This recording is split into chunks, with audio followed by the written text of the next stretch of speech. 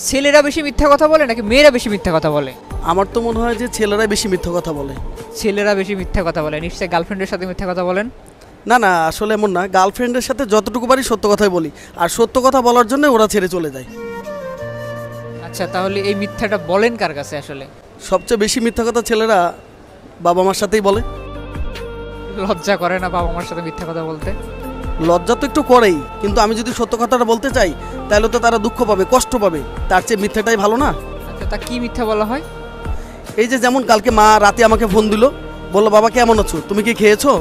আমি বললাম হ্যাঁ মা আমি খেয়েছি এবং শুয়েও পড়েছি, আলহামদুলিল্লাহ ভালো আছি। মা খুশিও ফোন কেটে দিল। আচ্ছা, এই সময় নিশ্চয়ই বন্ধুদের সাথে চিল মাস্তি করতেছিলেন?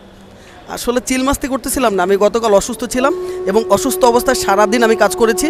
তখন আমি বাসায় ফিরছিলাম, তখনও না খাওয়া অবস্থায় ছিলাম। এখন যদি আমি আমার মাকে বলতাম যে আমি এই অবস্থায় আছি, তাহলে তো মা কষ্ট পেত, তাই না? তার চেয়ে বরং আমি মিথ্যা কথা বলাতেই কি মা ভালো থাকলো না? আমার কাছে মনে হলো যে সত্য বলার চেয়ে মিথ্যা বলাটাই আমার মাকে বেশি ভালো রাখলো। আলহামদুলিল্লাহ, তারপরে অনেক ভালো আছি।